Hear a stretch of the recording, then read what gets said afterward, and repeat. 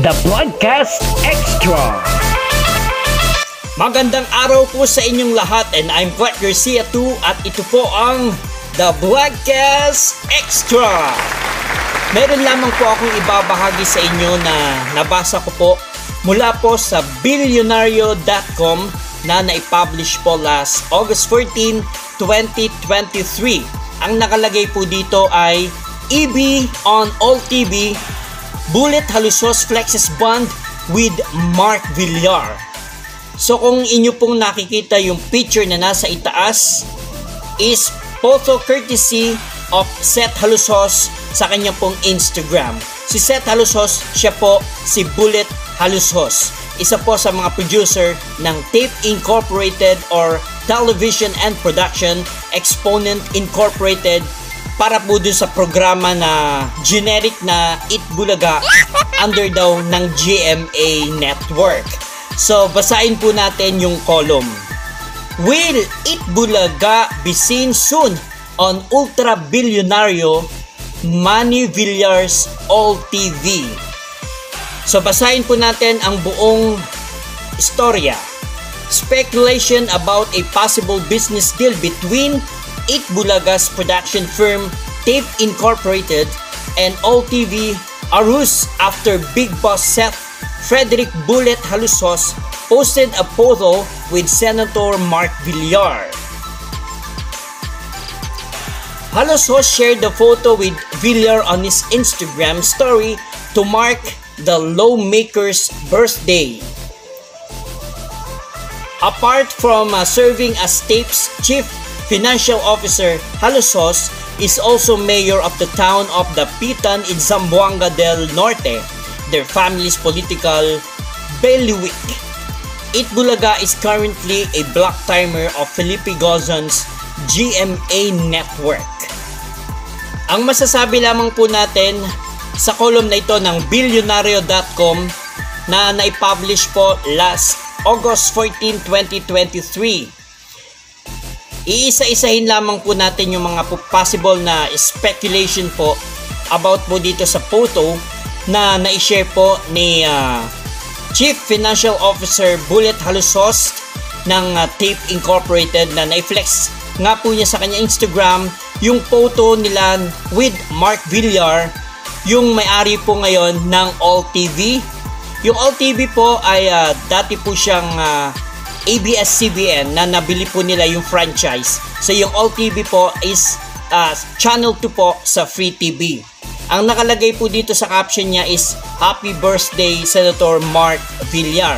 So dahil nga po sa nakita po natin na photo, ang dami na pong lumabas, pero magbibigay lang po tayo ng sarili nating insight or opinions regarding po dito sa atin pong nakita.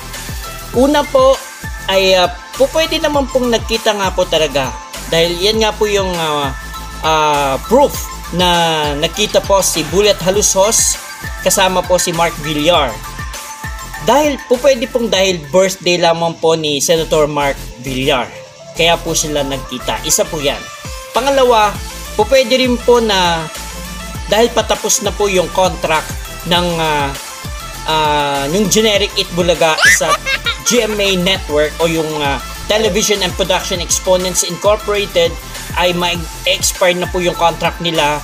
Although December pa yan, December 31, 2024, possible din po ay gumagawa na po ng paraan itong Tape Incorporated sa pamumuno nga po ni Bullet Halusos. Pwede pong dahil patapos na yung kontrata, pwedeng hindi na sila i-extend ng GMA Network.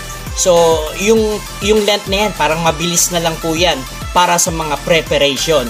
So pwede pong nagkita po si Mark Villar, si Mayor Bullet, dahil nga po hindi na sila i-renew ng GMA Network with Attorney Felipe Gozon na mag-expire nga po yung contract nila comes December 31, 2024. Pangalawa po yan.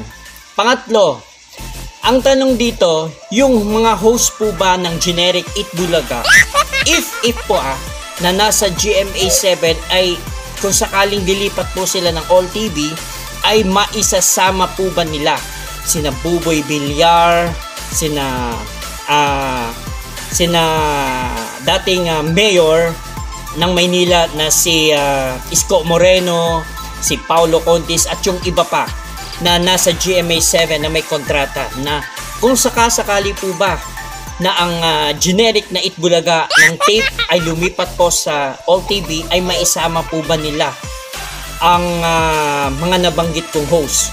Ganito pa, pwedeng maisama nila kasi nga po may pinirmahan pong long time agreement ang Tape Incorporated sa si Mayor, yung former mayor ng Maynila na si Isko Moreno at si Paulo Contis. Possible po yan na mahatak nila from GMA7 papuntang All TV. Kung sakali lamang po tinitingnan lamang po natin yung mga possible scenario.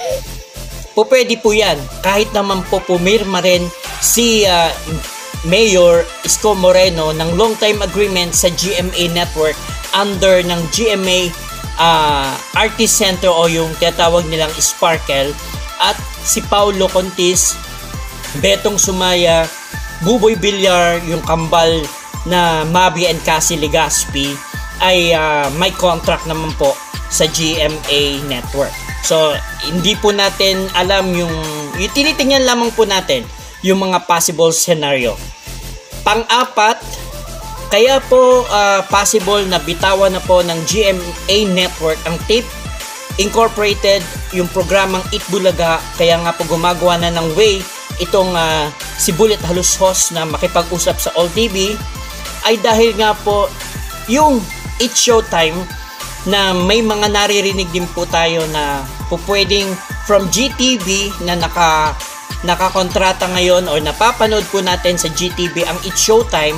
Possible po na pag-alis po ng Tape Incorporated at ng generic Itbulaga at lumipat nga po ng All TV, pwede pong yung It's Showtime ng ABS-CBN ay ilagay po sa time slot na iiwanan ng Tape Incorporated. Now, pang-lima na nakikita rin po nating scenario, kung sakali pong matuloy yung ganito pong sitwasyon na kung yung Tape Incorporated ay lilipat po ng All TV. Teka lang po parang sa Tape Incorporated po ay hirap na sila doon sa ratings, kasi kung titingnan natin yung tatlong noontime show, nandyan po ang A18 ng TVJ sa TV5, tas pumapangalawa na ngayon ang It's Showtime na napapanood po sa GTV, sa Kapamilya Online Live sa I1 TV, napapanood din sa A to Z. Pumapangalawa na in terms of ratings, in terms of views, nangunguna rin sa views ang E18 ng TVJ sa TV5, pumapangalawa ang It's Showtime. So kung number 2 dati itong Tape Bulaga, tapos bumagsak sa number 3, hirap na sila sa GMA. Alam naman natin ang GMA Network, napakalawak ng naaabot ng network na yan, ng channel na yan, kumpara doon sa All TV, na kung sakaling lilipat sila, ay nako, baka doon sa All TV sila mag-goodbye, mag-bye-bye, kasi hindi kasi ganun kalawak ang naaabot pa ng All TV, kasi nga napakabata pa ng All TV in terms of signal. Ikumpara natin sa GMA Network at sa TV5. So may hirapan silang kumuha ng ratings, ng audience pag lumipat sila sa All TV. Sa GMA nga po hirap na, mas lalo silang mahihirapan pag lumipat sila sa All TV. Pang-anim na nakikita natin senaryo, alam naman natin na si Wawa Win, si Willie Revillame ay napakatagal po niyan at napakatagal niya sa GMA Network.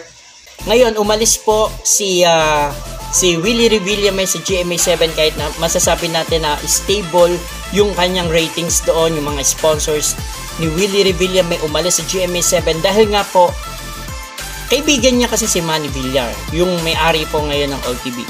Lumipat siya sa All TV, sabi niya, for delikadesa daw.